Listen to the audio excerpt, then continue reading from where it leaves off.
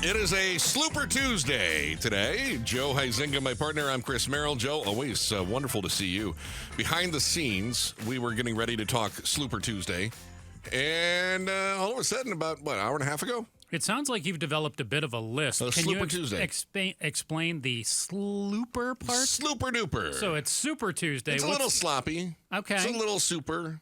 It's slooper. And then I just cut you off there. You were saying about 12:20, 12:30, we had a proverbial bomb go off. If we're going to talk politics, which we don't like to do a whole lot here, but this is a biggie, is that Kyrsten Sinema came out and she said, listen, I've looked at it. I've taken a very close look at my future, and I've decided you all are a problem, and I'm quitting the Senate. Fair to say? That's what I heard. Joe? I don't believe those were her actual words. She kind of heard that. Let me see. You want to play the whole thing? We don't want to play the whole thing, do we? No. All right. It was. Which one do we want to go to here, Pablo? Just pick one. Go. Okay. I will leave. Okay, well, that's too short. I don't want to do that. That feels like uneventful. Here we go. All right.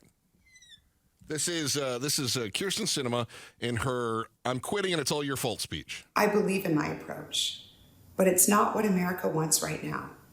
I love Arizona, and I am so proud of what we've delivered. Because I choose civility, understanding, listening, working together to get stuff done, I will leave the Senate at the end of this year.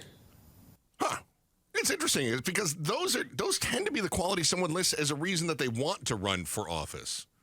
Civility, understanding, blah, blah, blah, blah, blah, blah. So because she believes in those things, she's quitting.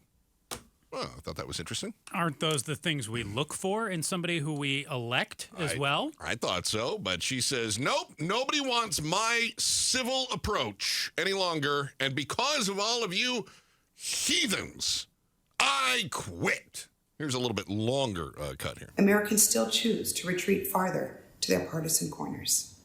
Joe, you an American? Sure am. All right, so I guess she's talking to you. She just said you are retreating to your partisan corner. I'm doing the opposite. Okay. These solutions are considered failures, either because they're too much or not nearly enough. It's all or nothing. The outcome, less important than beating the other guy. The only political victories that matter these days are symbolic. Attacking your opponents on cable news or social media. Compromise is a dirty word. We've arrived at that crossroad, and we chose anger and division. And because you chose, she said we, meaning you, have chosen anger, and because she says she chooses civility and understanding and all the other nice adjectives. Because of all of these reasons, she is not going to be a part of the Senate any longer. There's a lot of truth in that last one that you just played right there from her, though. I mean, observing, if we were to take the 50,000-foot view, as, management courses always want you to do, there's a 50,000-foot view, as we can see. Americans are all this and that and the other thing. I would argue a little. Okay. I understand how she comes to that conclusion. I feel what she's saying, although I don't want to blame the people so much as I want to blame the players. That is the mistake that she's making, is that she's blaming America and Americans as opposed to those who she surrounds herself with, and she should be directing the measured rage at them. But instead of saying Americans are more concerned with political victories. How about Congress? Thank you. Right? If she wants to say other politicians and she wants to say that we've got dysfunction in the Senate and that she feels she can get more done in the private sector, something of that sort, but she didn't say that. And again, I know we're parsing words, but this is politics. And no politician does anything without calculating. I think there's a reason she dropped this little nugget today on Super Tuesday, right? It's not so long ago, Chris, that I remember our first show, and we were talking about... Hold on, let me think back. It's been a while. Maybe I remember wrong, but let's see. Okay, go ahead. It's been a while, yeah. I believe we were talking about a potential compromise on the border. There was a piece of legislation that was thrown out there. Yeah. And at the time, we talked about how Republicans said this is a non-starter. They used the phrase non-starter. It's not good enough, not even worthy of consideration. We'll not even talk about it. And her line just now that you played was something along the lines of, solutions are failures, either they're too much or not enough. Yeah. And it sounds like she is essentially echoing what they said, and I think she's trying to twist the knife at them, but in reality, she is flipping up the middle digit at every single one of us. And here's where I come down on this, and I apologize if I'm thinking too deeply into this. Okay. I'll back you up there. Let's see how deep you want to go here. Okay. Let's go. So we have a two-party system, right?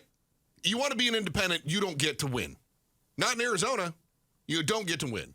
If you're in Maine or Vermont, maybe you can win as an independent in something, right?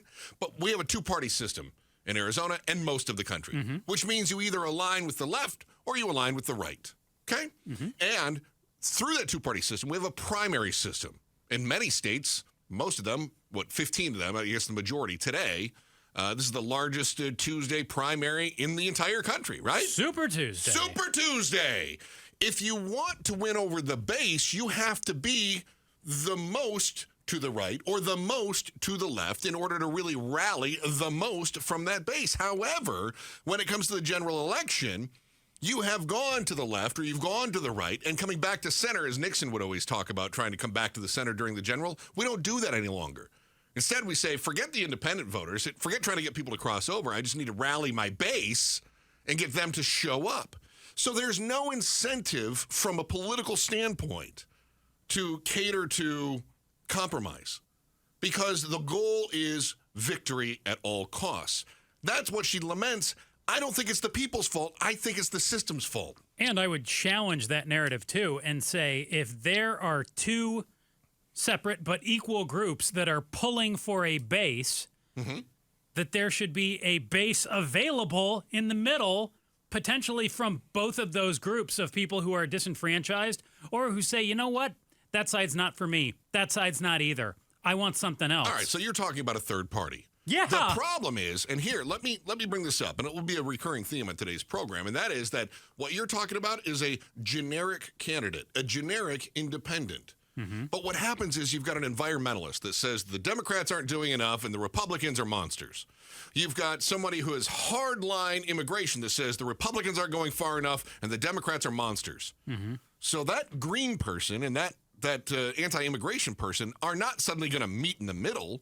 They're too far off the sides. They don't like the party candidates that they have, but it's not like the middle is all in agreement either. Not necessarily, sure. So I as far as, there's a lot of disenfranchised independents, but they aren't all one like-minded group. They're not all one like-minded group. I was definitely oversimplifying for effect.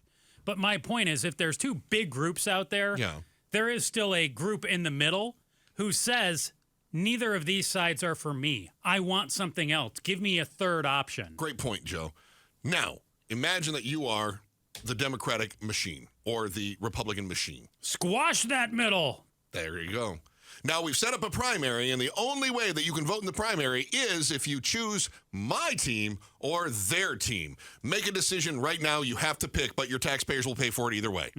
Yeah, I have real issues with this because I feel like I have to lie in order to participate in what my tax dollars are funding. And if you want to be that other option and you want to get on the ballot, you have to get way more signatures to do it than either of the other two sides. Yeah, and who creates these rules? The parties. I have real problems with this.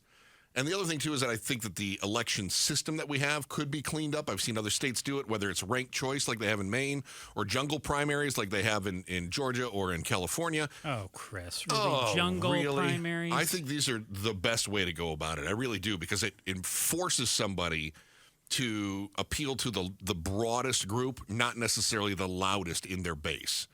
But that's not what we have in Arizona or in most states for that matter. So the problem's not going to get any better. It's certainly not going to get any better when you have politicians looking for compromise that are then bailing because they say, well, this is all your fault. You didn't let my politics win the day, so I'm out.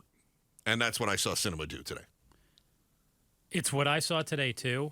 And I want to give her a pass and say, maybe it's what she said, but it's not what she means. Thanks for watching The Chris and Joe Show. Click to see more from Chris and Joe and tap the button in the middle to subscribe to KTAR News.